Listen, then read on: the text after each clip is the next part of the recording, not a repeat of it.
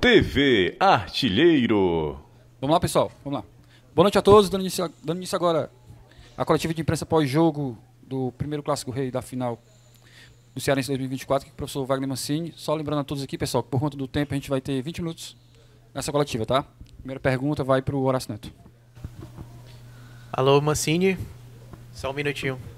Mancini, você está ao vivo aqui nas Fresas do Sérgio. Boa noite para você, boa noite para todo mundo aqui da sala de imprensa.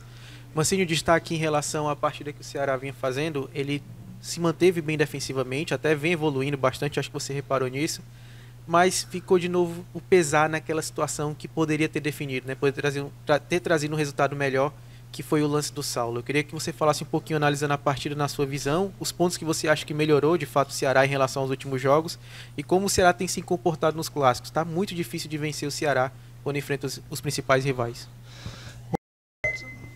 Opa, boa noite a todos. Não tenha dúvida que a gente viu hoje um jogo muito equilibrado, né? O Fortaleza veio com uma formação diferente das últimas partidas e isso, de certa forma, tornou o jogo mais cheio de duelos, né? E nós sabíamos, a partir do momento em que eu tive acesso à escalação, nós sabíamos que a tônica do jogo seria diferente. Eu vi o Ceará dessa forma também, muito bem na parte defensiva. É um time que está dando pouco espaço ao adversário nesse quesito. E, obviamente, a gente teve a chance do Saulo, que foi uma oportunidade que ele mesmo criou, né? E a gente tem que valorizar isso. Ele foi atrás do lance, saiu bem depois, chegou. E acho que faltou um pouquinho de calma ali, né? De repente, até de uma decisão mais assertiva. Mas, em suma, nós esperávamos isso do jogo. Eu acho que sempre que você vai decidir uma final de campeonato contra o seu arquirrival, é natural que seja um jogo tenso, que o ambiente esteja sempre muito mais aflorado para algumas coisas, né? O nervosismo, a parte emocional, acho que tudo isso faz parte da partida. Mas eu estou vendo que o Ceará, a cada jogo, ele vem melhorando muito em alguns quesitos, em outros quesitos, assim como eu tenho dito em todas as coletivas, a gente precisa fazer ajustes, né, para que a gente tenha um time maduro, mas para 90 dias o Ceará me agrada muito, né? Não agrada 100% ainda, porque falta um pouquinho de tempo para ajustar outras coisas, né? Hoje a gente teve algumas ausências também, o fato de ter tirado o Matheus Bahia no intervalo em função de uma febre, enfim, aquela virose que nos atacou lá no início da semana. Mas, de uma maneira geral, acho que está aberto o campeonato para ambas as equipes. O Ceará vai tentar, ao longo dessa semana, aí, aproveitar bem para que no sábado possa sair vencedor e levar a taça. Boa noite.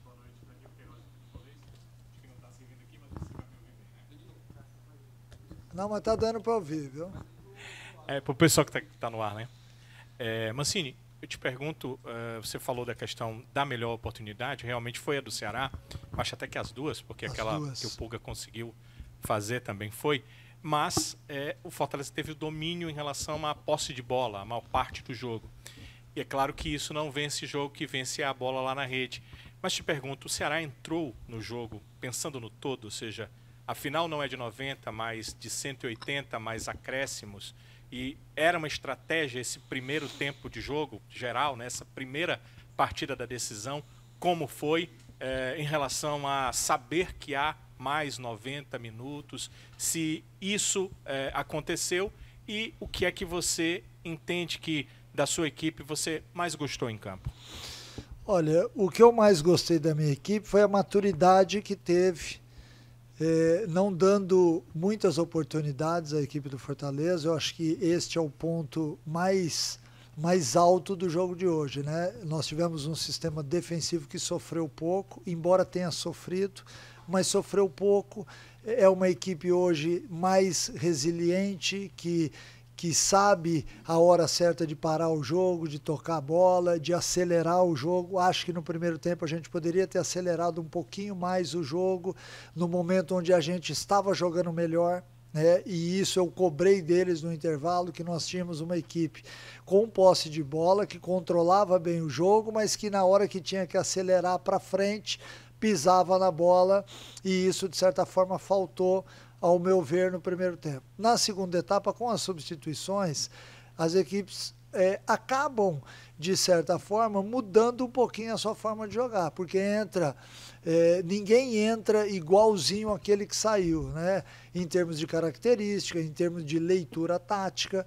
Então isso, de certa forma, acaba dando uma desarrumada naquilo que estava arrumado, de ambas as equipes, né? Mas o que me chamou a atenção, acho que o ponto alto foi que o Ceará teve um bom controle do jogo, se defendeu muito bem. Curiosamente, nós tivemos mais finalizações no gol e mais finalizações a gol, né? Então isso, de certa forma, também mostra que talvez a gente tenha sido mais efetivo dentro da partida. Faltam alguns ajustes? Faltam. E a outra pergunta tua, se estava dentro da estratégia, a gente tem que olhar o campeonato não todo. São 2 jogos.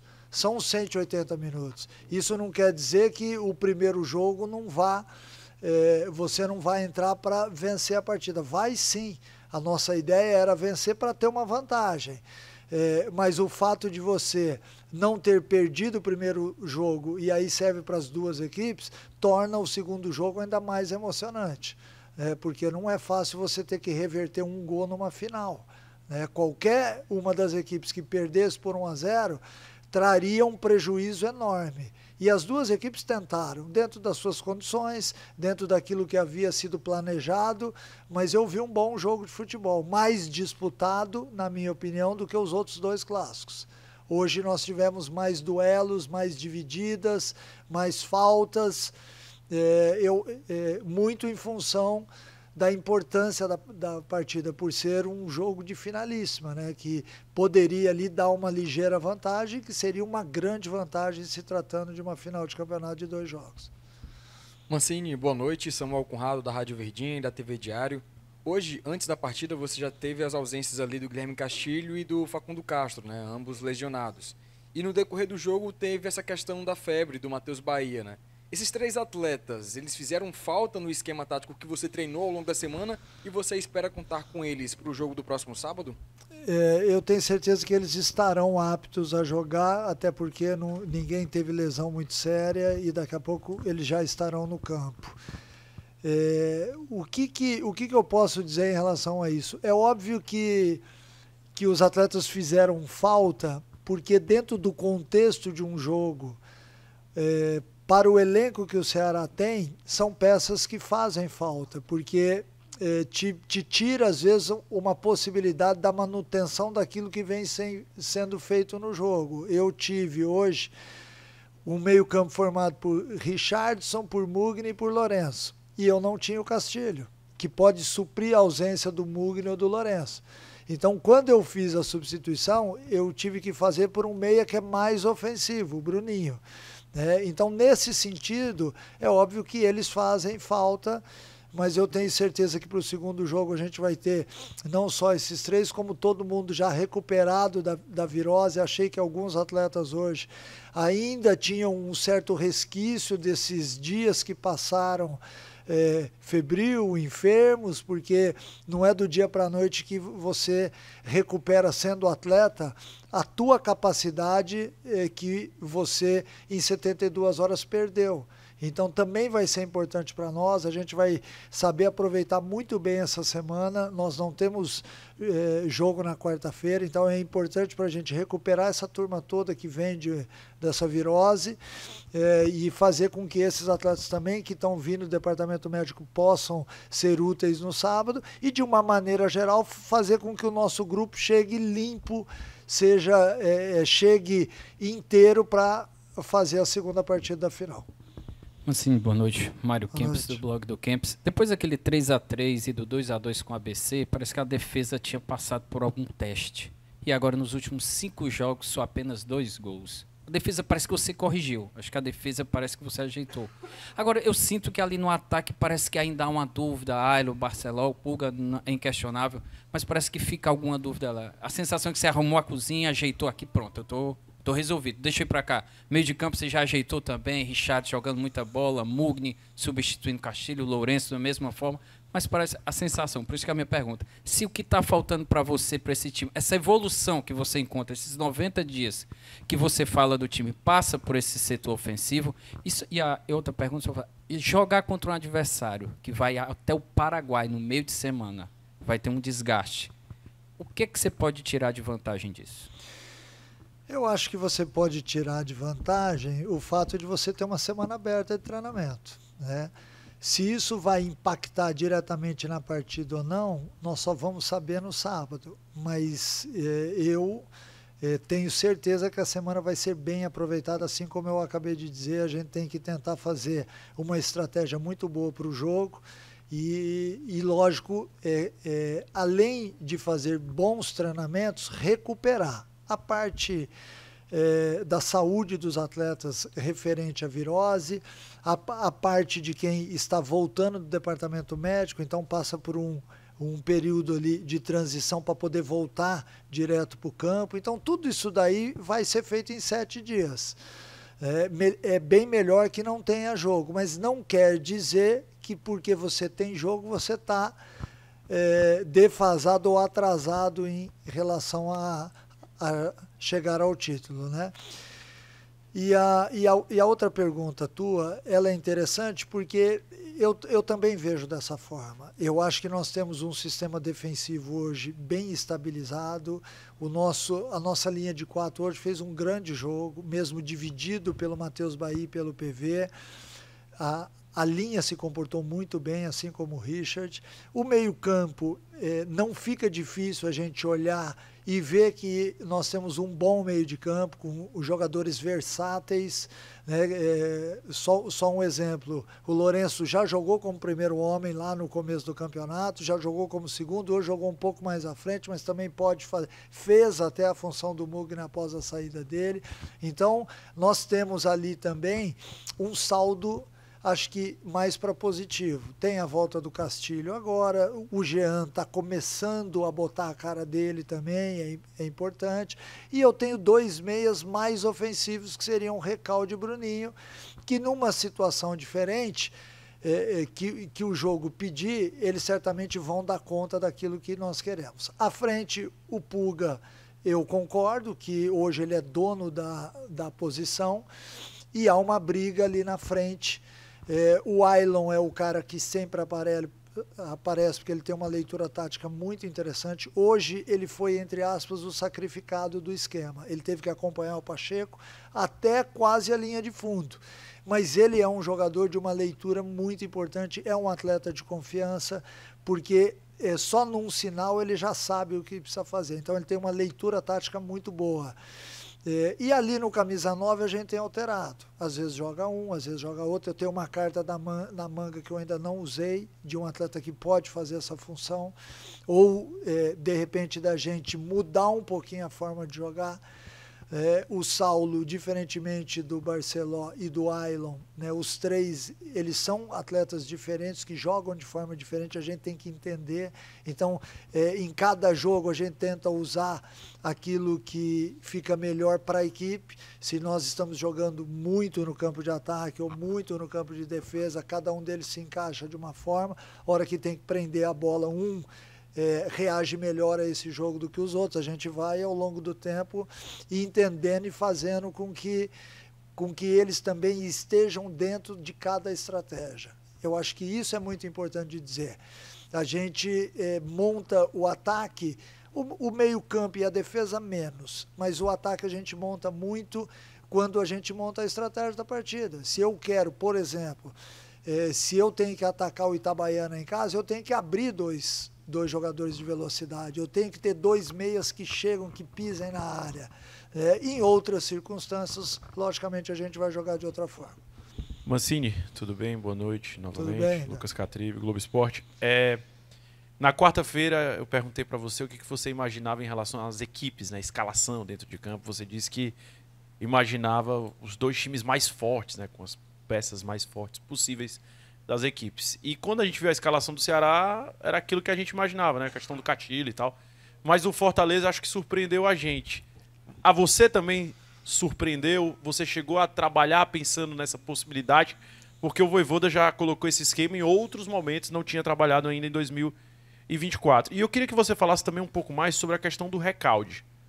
Por que ele, por exemplo, num jogo como hoje não foi utilizado? Um cara que é experiente, já jogou Libertadores fase decisiva, marcando gols, é um cara que chegou para ser titular, esse homem da armação, mas que até agora ainda não conseguiu render muito.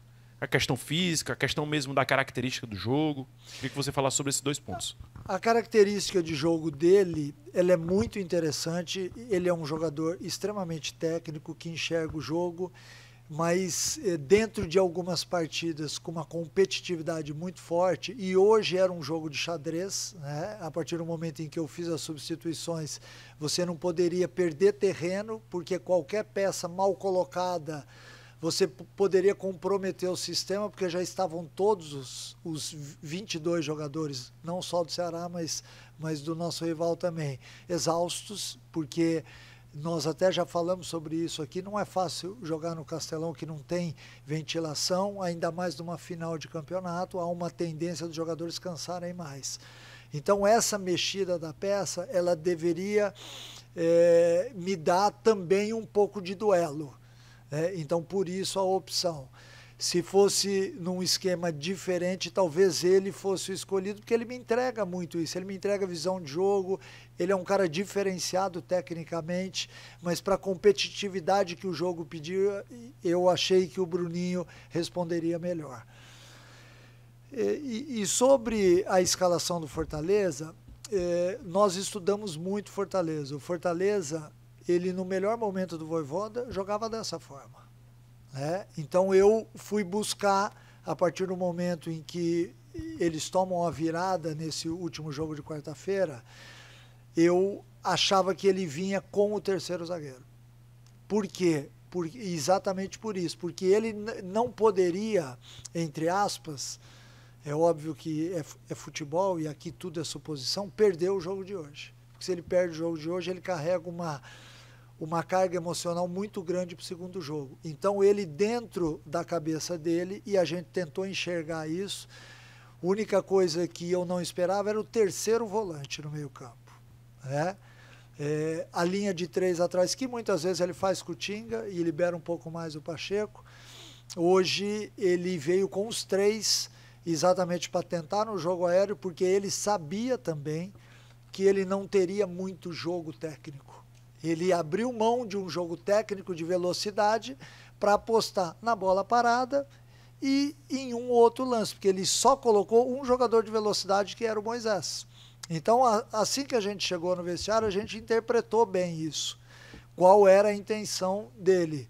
Era de realmente dar um pouquinho de força à equipe, aumentar a estatura, brigar na bola aérea e tentar, com as trocas no segundo tempo, fazer um jogo diferente.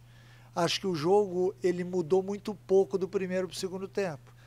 Eu vi um jogo mais equilibrado no primeiro tempo, o Fortaleza teve um pouco mais de posse de bola na segunda etapa, mas o Ceará foi mais perigoso. Então eu acho que ele de um lado e eu do outro, a gente está tentando entender aquilo que nós temos nas mãos. Ele hoje tinha mais trocas.